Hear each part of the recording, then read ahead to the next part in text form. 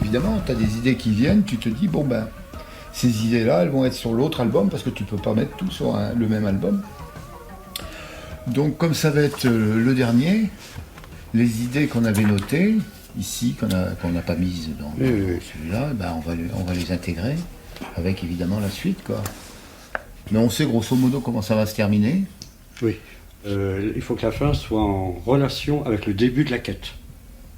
C'est-à-dire que quand on prend le début de la quête, Bragon est un chevalier à la retraite qui a arrêté toute activité épique. Et puis on ne sait pas pourquoi il est comme ça, pourquoi il est amer quelque part. Donc là, il faut qu'on trouve l'événement marquant qui va faire qu'il va arrêter d'être chevalier. Nous venons de vous entendre Régis Oisel et Serge Letendre dans le passionnant projet de la série documentaire Après la quête, réalisé par Mathieu Husneau, dont je recommande chaudement le visionnage sur YouTube, dont le lien se retrouvera sur la page de l'émission.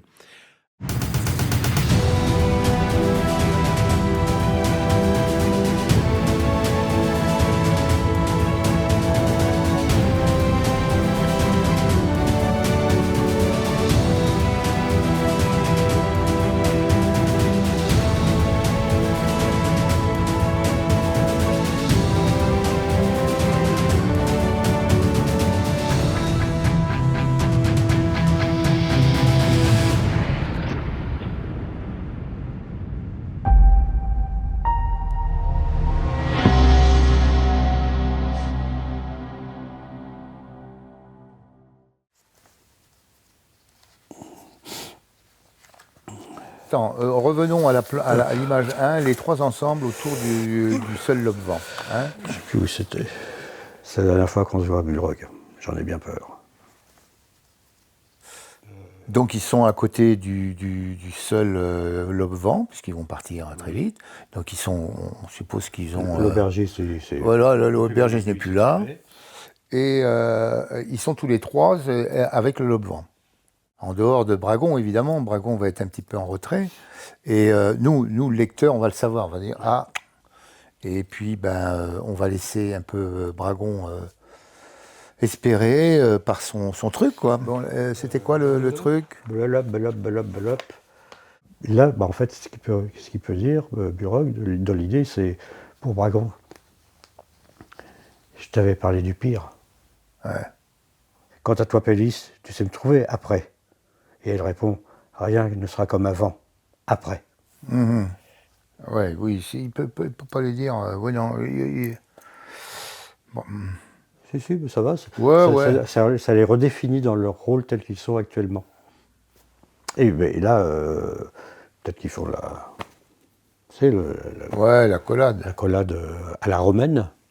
C'est-à-dire un peu à la façon des gladiateurs romains, ils ne vont pas se faire la bise, je crois pas. Hein. Ouais, lui avec son moignon, ça va être lui. Avec le reste. Donc, il faut qu'on soit beaucoup plus précis sur l'idée que Bragon... Oui, alors c'est ce qu'il y avait marqué dans leur texte, dans la séquence d'après. Bulrog s'apprête à ajouter quelque chose. Tu sais, et l'autre lui coupait la parole. Non, ne dis rien, mon vieil ami. J'ai compris. Moi, j'ai rien compris. Hein. T'as rien compris.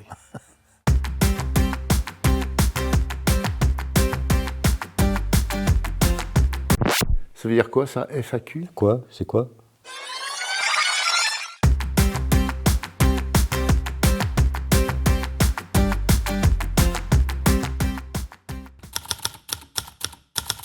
Il n'y a plus d'avancement, c'est fini. Mais ça y est, on est arrivé au terme de cet épisode.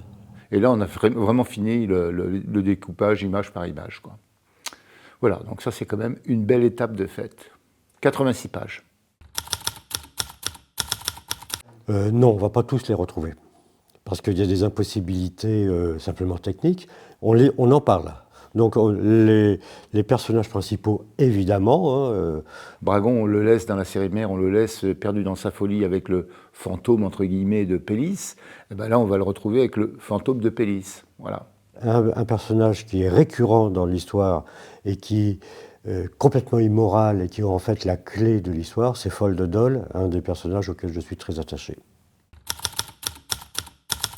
Logiquement, je pense qu'une année devrait suffire. Quand je dis devrait suffire, c'est que logiquement, en faisant 2 pages par semaine, on arrive facilement dans l'année à faire ce truc-là, quoi, à le dessiner. Mais comme j'ai pas envie de me presser et que j'ai d'autres choses à faire aussi j'ai d'autres d'autres petits trucs à faire. Voilà, moi je pense raisonnablement, 2 ans, ça va se faire doucement mais sûrement, quoi. J'ai pas envie de me tuer à la tâche.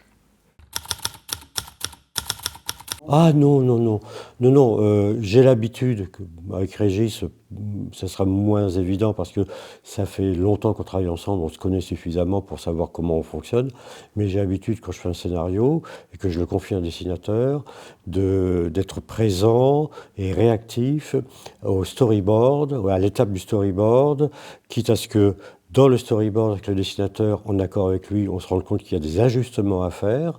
Donc ça, c'est une étape importante parce que c'est une participation, c'est une camaraderie aussi. Et puis l'autre étape, c'est après, quand arrive l'ancrage, là aussi, je suis sollicité pour donner mon point de vue, ainsi que pour les couleurs. C'est un travail qui est réjouissant, prenant, parfois un peu fatigant, mais la collaboration avec le co-auteur, dessinateur, co-scénariste, c'est l'un des moteurs de ce plaisir d'écriture.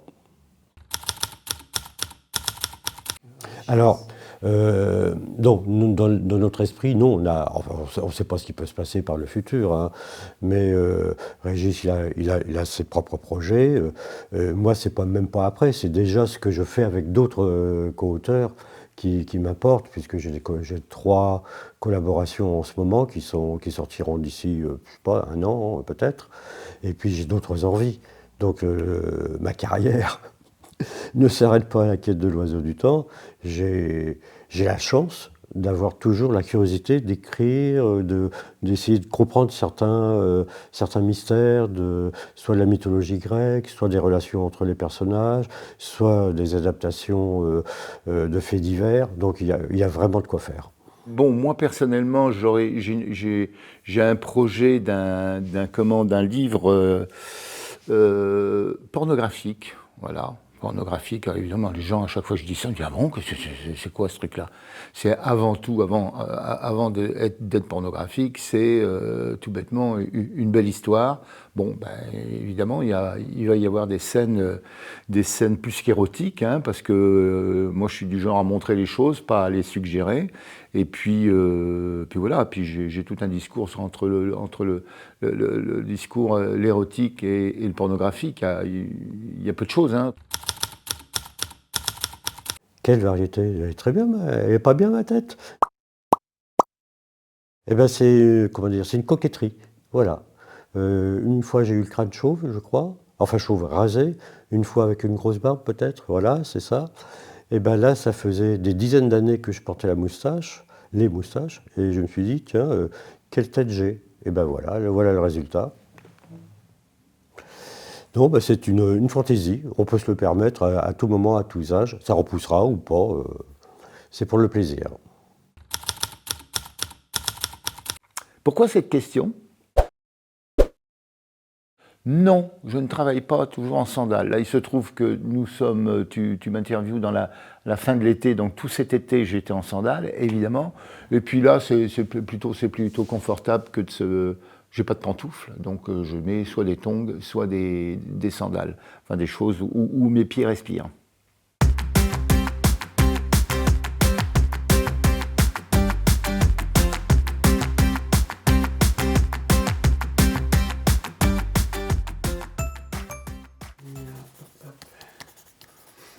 Oui, alors là, toi, comme je te disais, j'étais en train de faire des rustines, à droite, à gauche, c'était des tas de petits bidouilles.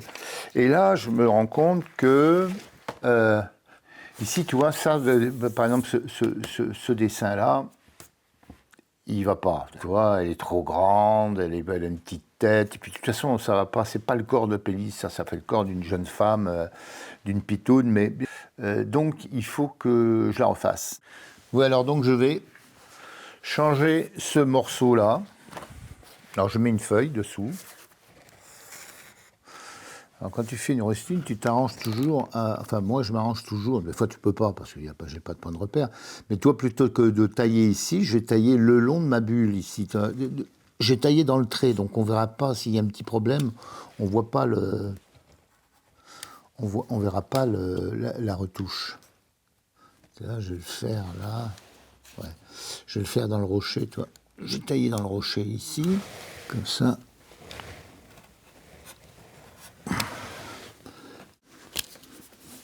Là, je peux aller plus loin.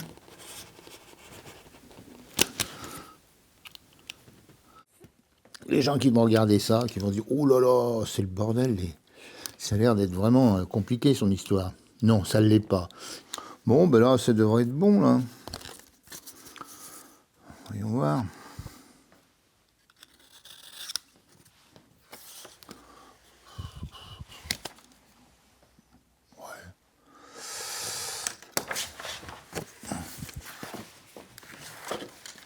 Oh, le bordel. Tu vois le chantier? Je me fais appeler le Peter Ustinov de la BD. Le truc formidable, c'est quand tu appuies, là, tu vois, avec ton cutter ou autre chose, pour écraser le papier pour qu'il rentre bien dans ta découpe, là, tu vois.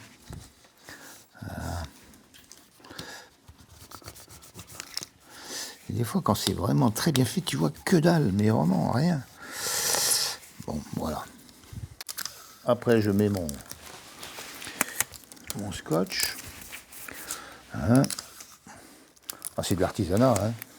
C'est sûr que les gens qui travaillent avec l'ordinateur, ils s'emmerdent pas à faire des trucs comme ça. Hein. Mais bon, la plupart n'ont plus d'originaux, par contre. Alors là, tu vois, après, tu vois plus que dalle, quoi. Tu réécrases aussi de ce côté-là. Et voilà. Ouais, tu vois rien. Regarde. Tu vois que dalle. Alors maintenant que j'ai fait ça,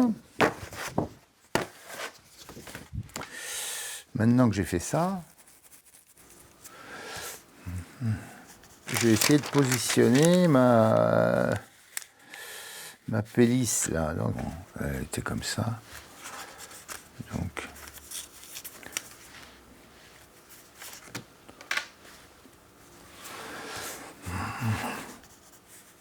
je vais la mettre ici.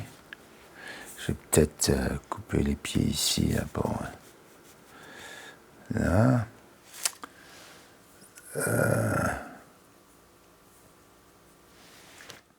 Ou alors, imaginons que je fasse ça. Là. Ça me fait un truc comme ça. Ce sera peut-être mieux, ça. Et si je la fais derrière, ça lui mène une... Elle est plus petite. Elle est derrière. Et ça donne une impression que lui, vraiment est bien avancé. Et puis ça m'arrange, tu vois, parce que moi qui n'aime pas faire les pieds, tu vois, en changeant cette rustine, je voulais changer simplement la grosseur et puis la morphologie de pénis que j'avais faite ici, tu vois, mais même ça va pas. Alors que là, tu vois, si tu vois, c'est beaucoup plus dégagé. Et encore, là, je vais faire une petite photocopie, je vais la réduire de 5% encore, pour qu'on ait l'impression qu'elle est encore plus loin par rapport à lui.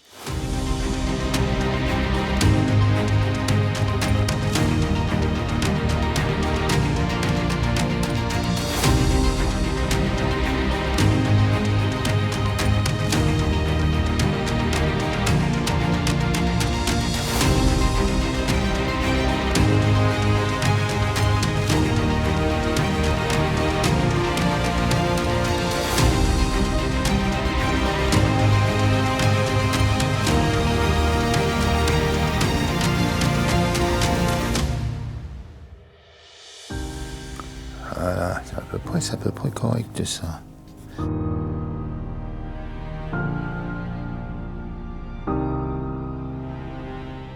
Parfait. Là, c'est bien.